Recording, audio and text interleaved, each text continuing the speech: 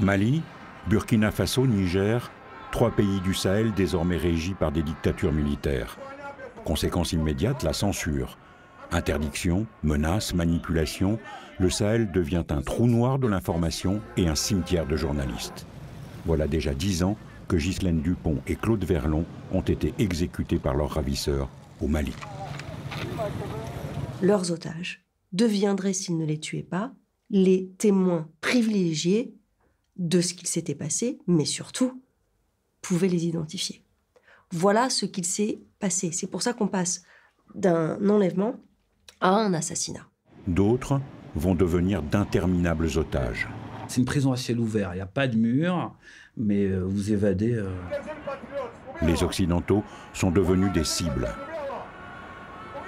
Les djihadistes ont gagné. C'est-à-dire, quand vous êtes djihadiste, ils ont fait fuir tous les Occidentaux, et en particulier les Français. Mais les journalistes locaux, eux aussi, sont menacés. Par les radicaux, par les dictatures. Bon, c'est malheureux, voilà. C'est malheureux d'attaquer une maison d'un journaliste parce qu'elle a tout simplement fait son travail. Certains journalistes ont été obligés de se réfugier en Europe. Ils informent d'ici en espérant pouvoir rentrer un jour. Comme je l'ai dit, ma liberté et ma vie ne sont pas menacées. Je rentre au pays. En attendant, le Sahel perd ses journalistes. Ils meurent, ils fuient ou ils se taisent.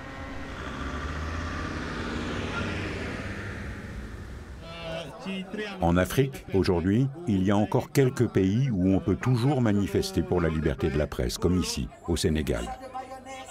À Dakar, on va même parfois plus loin, en accueillant des confrères menacés chez eux et contraints à l'exil. Ils sont une dizaine, venus du Mali et du Burkina, qui ont dû fuir les militaires. RFI et ce journaliste, le rédacteur en chef local de la chaîne, ont partagé leurs locaux avec eux. Mais ils travaillent sous pseudo.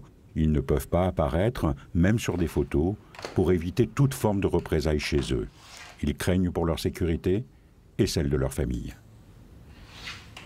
Il y a des zones, que ce soit au Mali, au Burkina et au Niger, des zones où aucun journaliste ne peut mettre pied, et parce que ce sont des zones qui sont contrôlées par des mouvements djihadistes. Et de l'autre côté, il y a ces actions liberticides qui sont entreprises par ces différentes chaînes, qui sont en train d'établir une pensée unique. Il y a beaucoup de médias qui sont suspendus, beaucoup de médias qui ne peuvent pas parler. Soit il faut se ranger du côté de la chaîne, de ces différentes chaînes, qui décident plutôt de ce qui doit être dit dans les différents médias nationaux. On ne peut pas avoir de témoins. Après une attaque dans une zone au Sahel, la première consigne qui est véhiculée aux riverains, c'est de ne pas parler aux médias.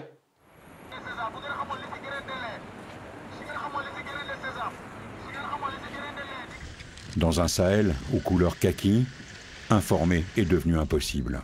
Pour mieux comprendre comment il est devenu un désert d'information, il faut remonter à 2013, à Kidal, au Mali, et à l'assassinat des 2 envoyés spéciaux de RFI.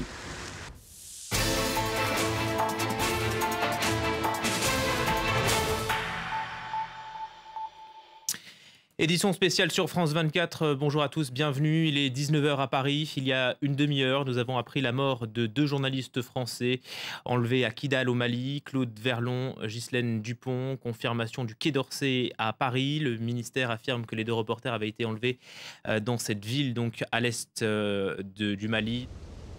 Stupeur dans les rédactions. Les 2 envoyés spéciaux s'étaient rendus dans le fief des rebelles touaregs du nord du Mali, pour suivre les élections présidentielles en cours en ce mois de novembre 2013. Dans un de ses derniers papiers pour RFI, Ghislaine Dupont laissait transparaître son affection pour ce pays et ses habitants. Dans un paysage désertique, chauffé à blanc par le soleil, voilà Kidal. Carrés et rectangles de pierre surgissent du sable. Ce sont les maisons, tel un décor sur une scène de théâtre. Le vieil Intala reçoit dans sa cour, sous les arbres, entouré d'une forêt de chèches qui abrite membres de sa famille et notabilités du coin. Elle avait rendez-vous ce jour-là avec l'un des chefs indépendantistes touaregs, Ambéry Ag Rissa. Leur chauffeur Nadjim L'unique témoin de l'enlèvement l'a conduit avec son ingénieur du son dans la ville et assure les traductions. Courageux et prudent, il accepte de répondre à nos questions, mais exige que le lieu de l'interview reste secret. C'était aux environs de midi 13h. Il a reçu un appel d'un rendez-vous. Le monsieur qui l'a appelé, il était pressé. Donc, comme il parlait tamashek, il m'a fait passer le téléphone. Je lui ai traduit ce que le monsieur disait. Il disait qu'il attend pour le rendez-vous. Donc, on a coupé avec Beiri.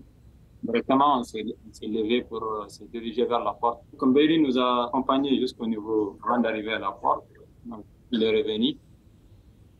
Nous, on est rentrés dans les véhicules.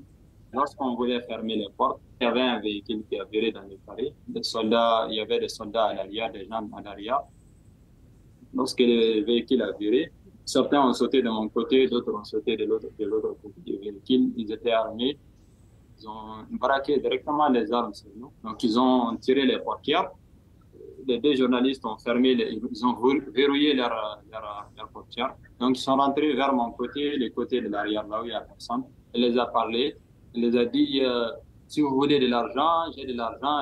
Elle a enlevé de l'argent dans son sac. Prenez l'argent, laissez-nous. Ils ont tiré un coup à l'heure. Et je me suis dit que c'était vraiment dangereux. Ils m'ont fait descendre face contre terre. Donc après, ils ont tenu une arme sur moi. Bon, c'est ce qui s'est passé après, je ne sais pas, j'étais à terre. Imaginez qu'ils ont été kidnappés, c'est tout. Ils ont enlevé Ghislaine et Claude devant le domicile de ce vieux sage Touareg en Berry. Ils n'ont pas hésité à tirer en l'air pour obliger Ambéry à rentrer chez lui. Donc s'ils avaient voulu tuer, c'était pas le bruit qui les gênait, ils l'auraient fait là. Non, ils les ont pris, ils les ont emmenés, et c'est seulement à 12 km après une panne de voiture qu'ils les ont tués. Dans les jours qui suivent, l'état-major de RFI se rend à Bamako pour raccompagner les corps à Paris.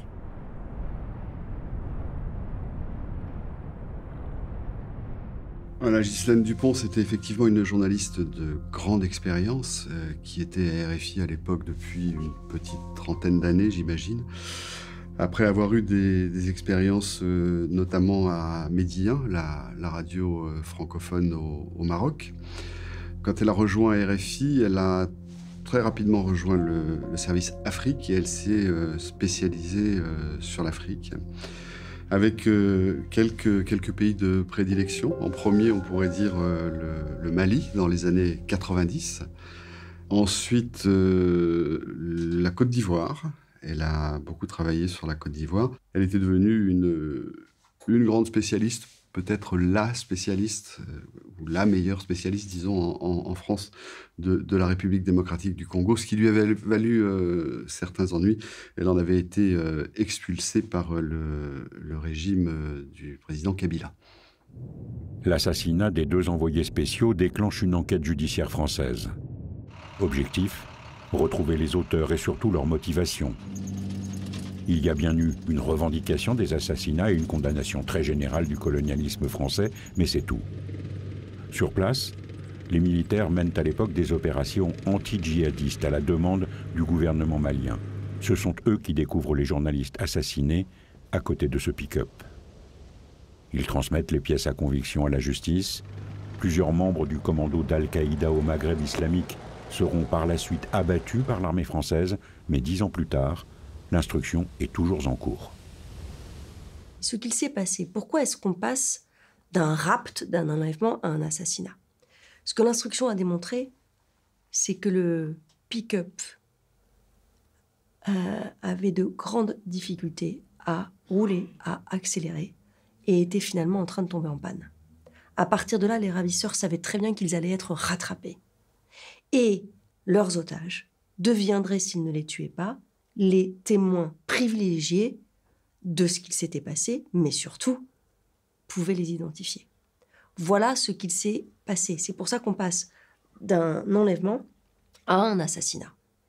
Et donc, Les corps de Ghislaine Dupont et Claude Verlon vont être retrouvés. Je crois qu'il est 14h25 quand on les retrouve.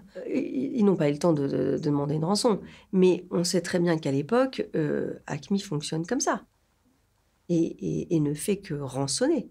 Cherche des otages parce qu'elle cherche de l'argent. Ils étaient dans un terrain extrêmement miné, sauf que c'était des journalistes aguerris et donc ils voulaient comprendre ce qui se passait. Et on ne pouvait comprendre qu'en allant interviewer directement les gens à Kidal, parce qu'encore une fois, les acteurs sont tellement nombreux que c'est pas en restant près de la Tour Eiffel qu'on va comprendre ce qui se passe à Kidal. La poussée islamiste embrase toute la région.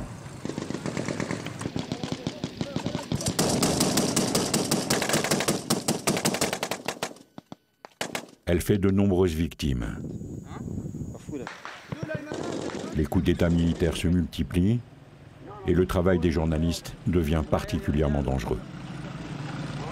On a surtout entendu parler en France des menaces qui ont visé effectivement France 24 et plus largement la presse occidentale qui travaille au Sahel. Mais en réalité, je pense que les principales victimes et cibles en fait, de toute cette menace et ce recul de la liberté de la presse sont les journalistes locaux et surtout nos confrères maliens et burkinabés qui vraiment en ont bavé ces derniers mois. Certains journalistes continuent pourtant courageusement à informer. Par exemple au Niger, quand il s'agit de rendre compte du résultat des élections présidentielles. Mal leur en prend. Depuis 4 h du matin, j'étais dehors, j'attendais, je savais que ça allait se passer. Ils sont venus de Verton de Bia, ils ont cassé ma maison qui est à Conseil. Ils sont venus, ils ont cassé 2 autres maisons de personnalité là-bas, je ne sais pas qui c'est.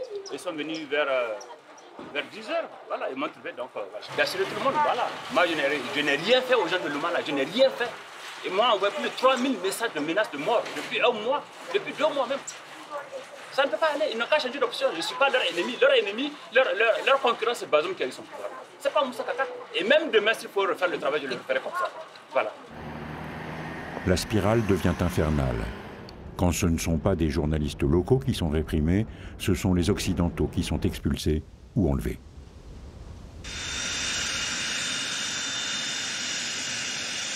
« 20 mars 2023, un Falcon de la République française se pose sur la base de Villacoublay.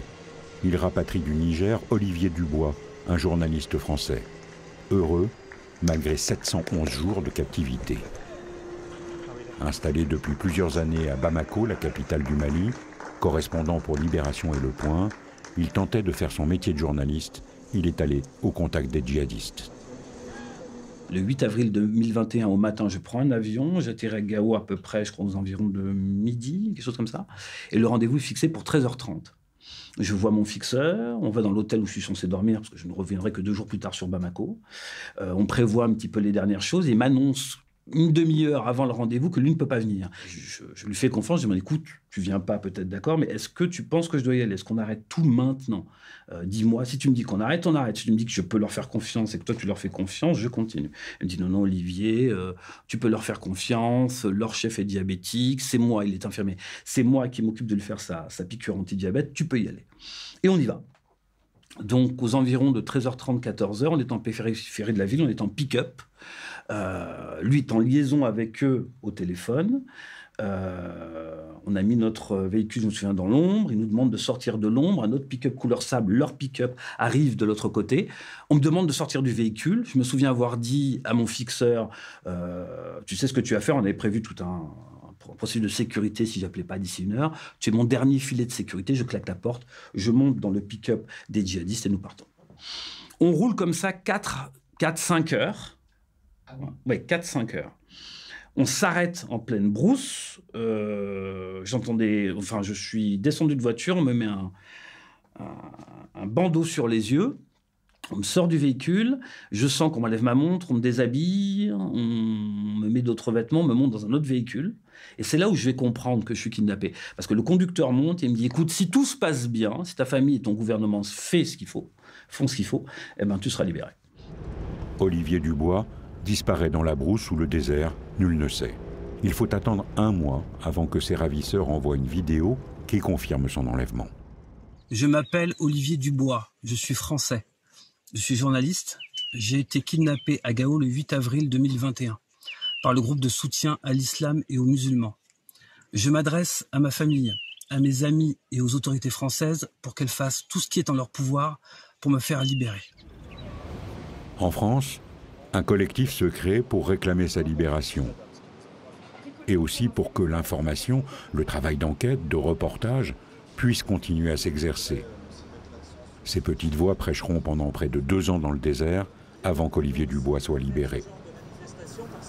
Je pense qu'il y a plusieurs types de menaces auxquelles doivent faire face aujourd'hui les journalistes qui travaillent sur le Sahel. Il y a d'un côté, effectivement, cette menace djihadiste qui, évidemment, nous contraint à nous travailler différemment. On a vu ces dernières années notre espace de travail se réduire. Avant, on pouvait aller au nord, au centre du Mali, et aujourd'hui, on ne peut plus y aller. On a été cantonné dans les capitales, et dans ces capitales-là, aujourd'hui, avec l'arrivée au pouvoir des militaires, on voit qu'effectivement, nos journalistes, on est confrontés à un autre type de menace qui, cette fois-ci, est d'ordre politique et qui, parfois, nous empêche de faire notre travail correctement à coup de menaces, de retrait d'accréditation, voire d'expulsion.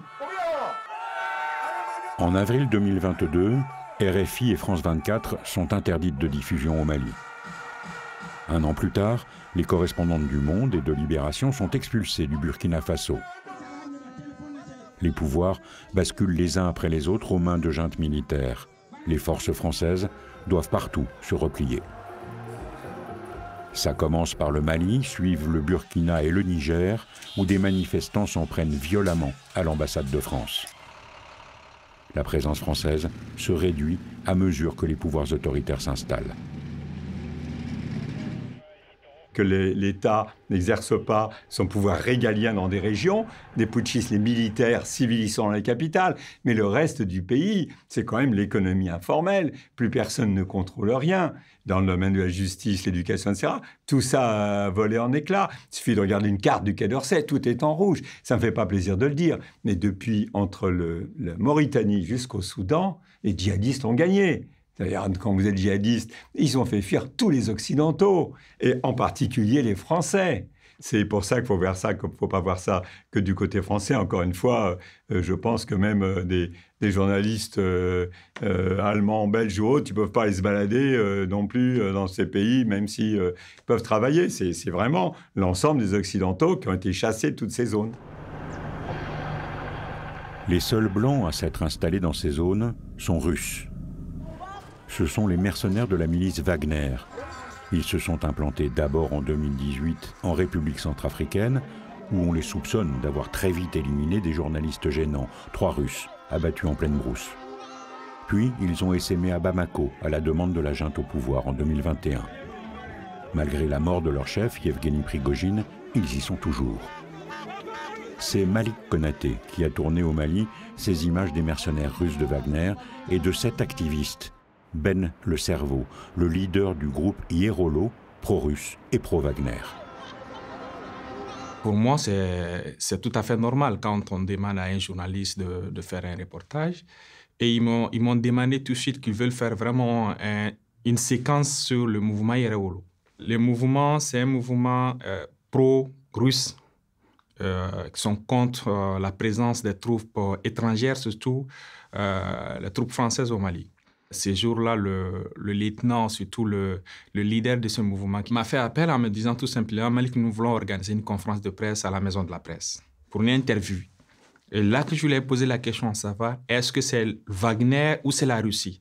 Il me dit « Wagner égale à la Russie, bienvenue à Wagner au Mali ». Le lendemain, j'ai vu sur les réseaux sociaux pas mal de messages, de haine, d'harcèlement, que ce soit des appels téléphoniques, que ce soit aussi des messages vocaux. Le groupe WhatsApp, pour me dire si on t'attrape, on va te tuer. On voyait que l'image de Malik Konaté et des vidéos incendiaires contre ma personne. Le Judas du Mali est à Dakar. Le pion des médias diaboliques de la junte française, on ne t'a pas oublié. Malik le traître a trahi son pays. Malik doit être dévoré par les Maliens pour sa haute trahison. Il s'est réfugié très vite à Dakar, puis à Paris, où il est soutenu par Reporters sans frontières et milite, comme Olivier Dubois, pour la liberté de l'information. L'association a publié un rapport en avril 2023 qui pointe les dangers menaçant les journalistes dans cette région d'Afrique et la censure toujours plus forte qui s'impose. Quand une dictature s'installe, la première des choses qu'il faut bannir, c'est la liberté d'expression, la liberté d'informer, la liberté de s'informer. Donc, ils sont qualifiés d'apatrides parce qu'ils font ce travail noble qui est de donner la bonne information, la vraie information. La presse mondiale est bien consciente de ces menaces. À l'initiative de RSF, 80 organes de presse ont lancé un appel aux militaires au Niger, leur rappelant qu'ils ont le devoir de protéger les journalistes et la liberté de la presse. Un rappel qui est resté pour l'instant lettre morte, comme au Burkina et au Mali. Pourtant, des journalistes sont bien décidés à continuer à se battre. Je me suis dit d'observer à distance la situation du pays, continuer à travailler en tant que journaliste et aussi travailler sur le Mali, de ne pas abandonner, de ne pas faire comme les autres, quitter le pays, se taire et couper le pont. Parce que je me suis dit quand même, le Mali c'est mon pays. Si j'ai les moyens aujourd'hui de retourner au pays, je vais rentrer au pays. Depuis que je suis là en France, je ne cesse de prêcher, je ne cesse de dire ça. Même si d'autres me disent non, il faut rester ici. Je dis non, je vais juste attendre que la situation se calme au pays pour rentrer. Lui et d'autres savent que c'est indispensable pour que le Sahel ne soit plus un désert de l'information et pour mettre un terme à l'impunité des crimes commis contre les journalistes.